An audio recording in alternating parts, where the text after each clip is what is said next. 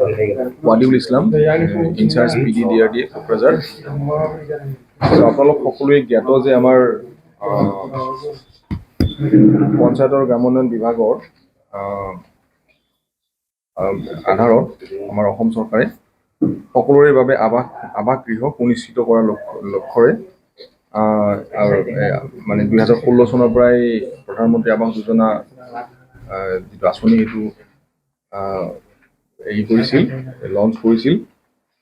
আৰু এতিয়ালৈকে আমাৰ 2016ৰ পৰা গোটেই অসমত আমাৰ 16 লাখৰো অধিক গৃহ নিৰ্মাণ হৈছে।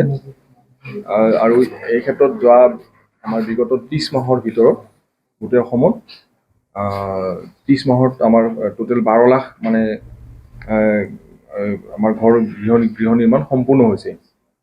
তো ইয়াৰ লগত সংগতি ৰাখি আমাৰ জিলাৰ কোকৰাঝাৰ জিলাৰ পৰা আমাৰ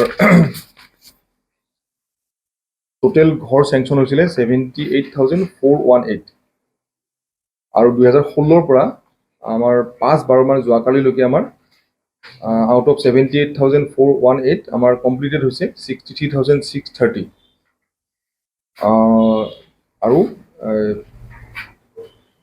এইখিনি কি আছিলে আমাৰ আৰু এতিয়ালৈকে আমাৰ অনগোয়িং ঘৰ আছে আমাৰ 14,788। তো এইখিনি ঘৰো আমাৰ খুব সুন্দৰভাৱে আমাৰ যে প্ৰগ্ৰেছ হৈ আছে। দুই এটা ঘৰত দুই এটা ইছ্যু ওলাই যদি আমি টাইম টু টাইম আমি গৈ পেলাই আমাৰ ফিল্ড এইখিনিতো আছেই, ভিডিঅ'খিনি আছেই। আমাৰ ওপৰৰ পৰা আমাক ধৰক যথেষ্ট হেৰি কৰি থাকে, মনিটৰ কৰি থাকে আমাৰ কমিশ্যনাৰ ছাৰৰ নিৰ্দেশত বা প্ৰিন্সিপাল ছেক্ৰেটাৰী ছাৰ বা আমাৰ টাইম টু টাইম আমাৰ সন্মানীয় মন্ত্ৰী মহোদয়ো ৰিভিউ কৰে।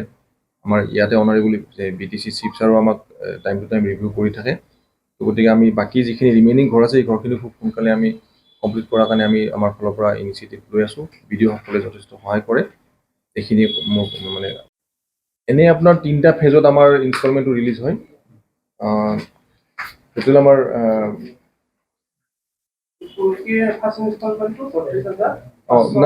নাই তেখেতে কৈছে ডিউৰেশ্যনটো আমাৰ মেণ্ডেজ এটাও থাকে 95 ডেজৰ। মেণ্ডেজটো আমি ধৰক আমি একৰ্ডিং টু ডিমাণ্ড আমি সেই বেনিফিচিয়াৰী একাউণ্টত আমি সকলোৱে দি আছোঁ আৰু ৰিকুৱাৰমেণ্ট মতে তেনেকুৱা আৰু এইখিনি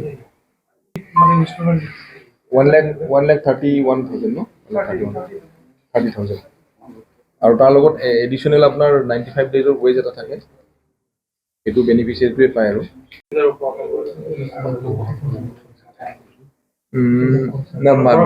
হিতাধিকাৰীজনক ধৰক আমি ইনিচিয়েলি ফাৰ্ষ্ট ইনষ্টলমেণ্টটো আমি ঘৰ বনোৱা আৰম্ভ কৰাৰ আগতে আমি দি দিওঁ। তো তেওঁলোকৰ লিংক লেভেললৈকে যিটো প্ৰগ্ৰেছ হ'ব লাগে সেই প্ৰগ্ৰেছটো চাই আমি ছেকেণ্ড ইনষ্টলমেণ্টটো ৰিলিজ কৰোঁ। তো থাকে আপুনি কোৱা কথাটো হয়, তেনেকৈ ধৰক কিছুমান বেনিফিচিয়াৰী কম ওলায় তেনেকুৱা ছেকেণ্ড ইনষ্টলমেণ্টটো পাই পেলাই ধৰক তেওঁ কামৰ প্ৰগ্ৰেছটো নকৰে, তেতিয়া আমাৰতো ৰেগুলাৰ মনিটৰিংটো আমাৰ আছেই। GRS বিলাক GPC বিলাক বা BDOসকল যায় বা আমিও যাওঁ, গৈ পেলাই তেনেকৈ আমাৰ VCDC লেভেলৰ পৰা চাই আমাৰ চেয়াৰমেন বা যিখিনি প্ৰতিনিধি থাকে তেওঁলোকক সহায় কৰে। আৰু যদি তেনেকৈ বেনিফিচিয়াৰীজনে যদি নকৰে তেতিয়াহ'লে আমি আমাৰ উদাহৰণ আছে, ধৰক আমি কেতিয়াবা FIR পৰ্যন্ত কৰি দিওঁ বা তেওঁলোকক আমি বুজাওঁ। বুজোৱাৰ পিছত যদি নকৰে তেতিয়া আৰু কাৰণ চৰকাৰী পইচা কামটোতো কৰিবই লাগিব।